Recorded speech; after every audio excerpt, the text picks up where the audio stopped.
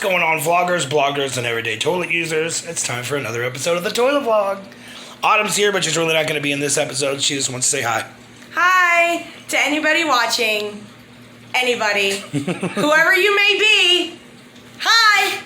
But yeah, like I was saying, I was originally meant to do a episode about home brewing, and that's what this episode is going to be all about. I'm going to walk you through what I have, some stuff that I do, some stuff that I've been taught on YouTube, stuff like that. I mean, like, the biggest thing about it all is to get your first initial stuff bought and get it done with, especially like the Carvoy.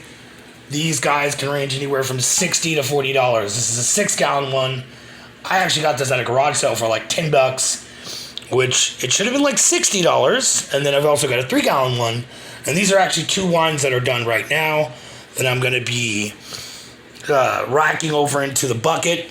You're going to want to get a bucket. You can get these at a brew shop for like $15. You can actually brew out of these guys, but it's not really a good thing to do because, say, when you're like degassing or mixing stuff up, you can scrape the sides of the plastic, and any little crevice is just a place for yeast, or not yeast, but microbes to get in there and fuck everything up when it comes down to it.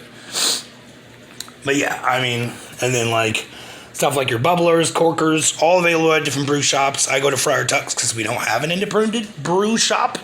But these are like $5. That's like $3. You can put like sanitizer or alcohol in here to keep these off. These aren't going to be bubbling because this is already, both of these wines are done fermenting. They're done stabilizing. They're done clearing and everything. But like I said, I'm just going to walk you through some of the stuff I have. So this guy is a wine corker. Put the cork in there and then, well, either way. This is some potassium sorbate. Got this on Amazon for pretty cheap. That's used with stabilizing your yeast whenever your fermentation process is over. Like, you're going to want to rack it over to a new Carvoy. That's why I have like 4. Well, I have 3 actually. I need to get a 4th one. You're going to rack it over to another Carvoy, and then you're going to put Cabdidum tablets, if I can say that right. Cabdidum tablets in with your potassium sorbate, and that basically kind of stabilizes your yeast. And you can, like, you know, either throw the yeast down the drain. You can do this thing called yeast watching, where you put it in kind of like a mason jar and you soak it with water, and then you keep doing that until you filter it out and it's nothing but the yeast, and then you put it on like a sanitized like thing and you let it dry out and you break it up, and then you can reuse the yeast again. So another big thing about home brewing is sanitizing literally everything. This table right here I've got to wipe down, but I've got Starzan, and then I've got One Step as well too. This stuff actually works better than the One Step, but you can use either or. I've done it. It doesn't really matter. It's not a huge thing. But you can get a spray bottle, like one of these guys, and fill it with the Starzan, and you don't have to like completely submerge stuff all the time. You know what I mean? There's a couple other things. These just came in the mail because I'm starting up a mead pretty soon. And when you do mead, you have to use honey, and honey doesn't have a lot of, you know, nitrogen and other stuff like that. That's naturally kind of in sugar already. So, but this is Go Firm, which is a organic yeast nutrient. And this is, well, actually, this is Go Form. This is a yeast starter. And this is Fermade O, which is a yeast nutrient. So, and then I had, let's see here. I had this yeast nutrient, but this is inorganic.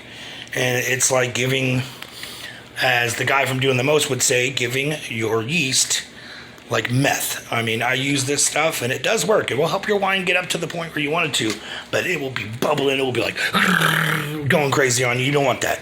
I mean, yeast are gentle creatures.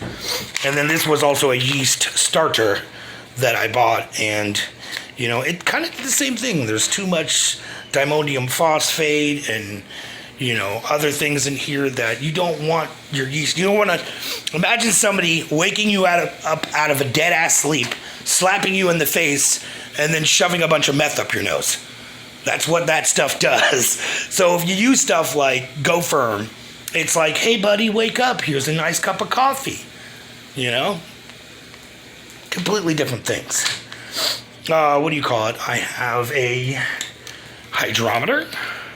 And I still got the thing on this. It was only $5. This is made out of glass. It's got a bunch of weight at the bottom.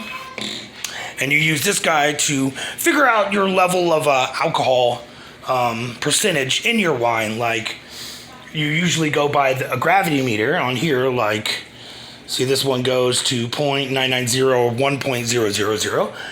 And so, like, say, didn't mean to slam that down a little bit. Say our cranberry. So I've got some written down stuff right now. I know my chicken scratch is horrible, but 729. The cran grape, which is in the small one, tested at 1.090. So that's an estimated of 12% alcohol by volume. That's estimation because that's the best you can do. And then you take another gravity reading after all the fermentation is done, and it came out to 1.003, which you can put into a calculator.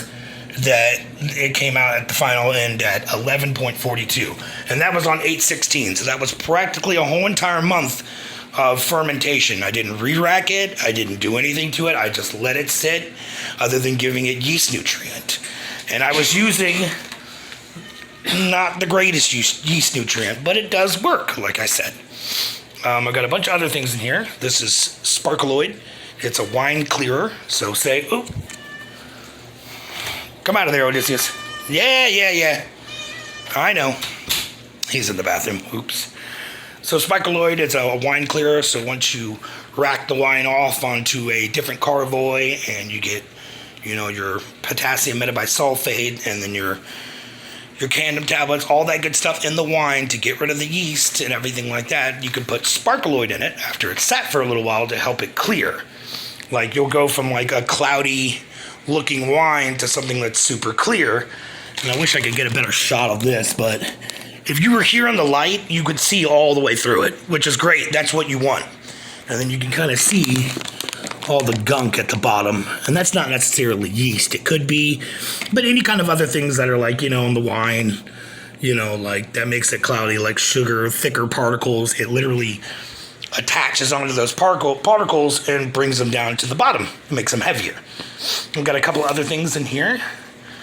Let's see here. I've got malic acid, and that's for, increasing your pH levels and also giving kind of like a tartness to the wine.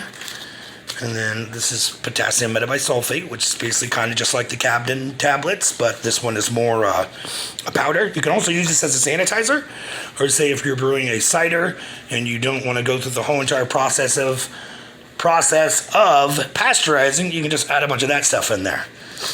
And then this is the yeast energizer. So this is all the stuff I'm not going to be using with the new brew. And then I've also got citrus acid, which is another form of acid as well too, which you can also use for kind of like a tart feeling. You ever like bite into a sour Skittle? This is the stuff that's all around it. It gives you that sour flavor, you know what I mean? And I'm going to be using this with the cider mead that I'm going to be doing pretty soon. And that's kind of give it, instead of that really dry flavor at the end, give it kind of like that tartness of, apple, like when you bite into a Granny Smith apple. I've also got this are pH strips for measuring your pH balance. Like, I've actually got, write everything down because that's what I've been doing. It was really bad for me in the beginning, but for meads, you want it to be about a 3.7 to 4.6. If anything higher than that, your yeast might not do what it's supposed to do, and you might have something called a yeast stall, which I've had plenty of yeast stalls. The wine up here, I've got the peach one that only went to 8 when it should have went to 12% alcohol by volume, and yeah, I still got a bunch of bottles of it because it's kind of like a whitish wine, and I don't really like white wine. But either way, I've got my graduated cylinder, and that's for using your hydrometer. Keep doing that. Lots and lots of quarts. I've got some 48-hour turbo yeast, but that's for a sugar wash I'm going to be doing pretty soon. Going to be making some kind of hooch. This guy's pretty cool. It's for when you're bottling. It has this little thing on the bottom right here, and you attach that onto your siphon hose, and when you press down on it, it fills up the bottles.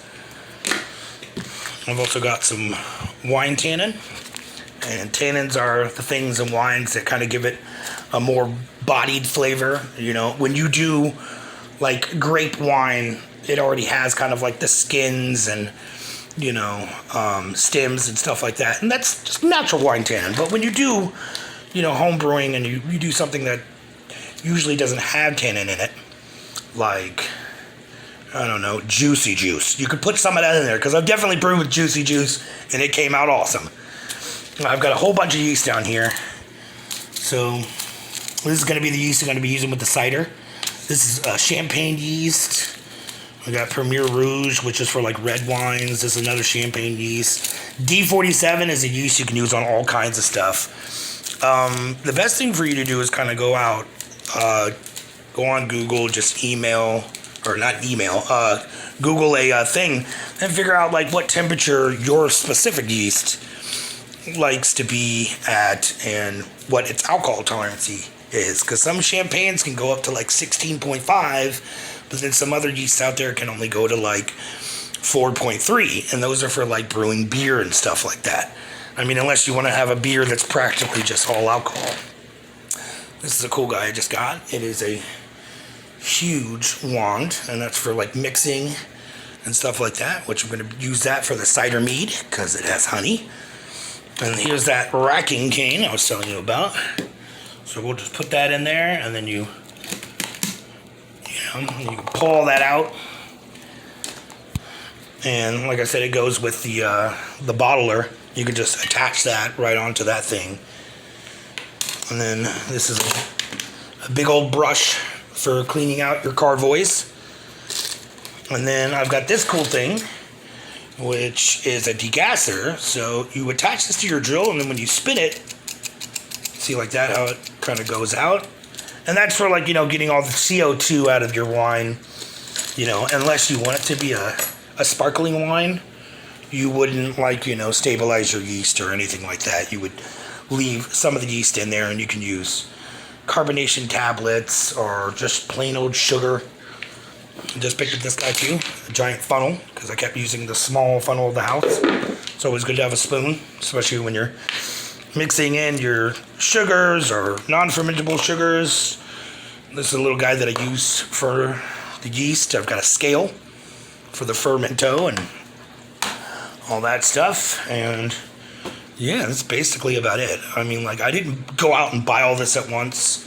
It's been like a thing, like every other month that I have like extra money and stuff like that, I'll go out and get more wine stuff. But I'm basically done. There's nothing more that I could buy when it comes down to it. I do have another thing that I don't like to use, and it's called a refractometer. And you're supposed to be able to, you know, drip some of your wine onto it, and then, you know, look through this thing, and then you can, you know, like this, and then you see where your Brix level and gravity is at. But every time I've ever used it, it's been horrifically off, like by a lot.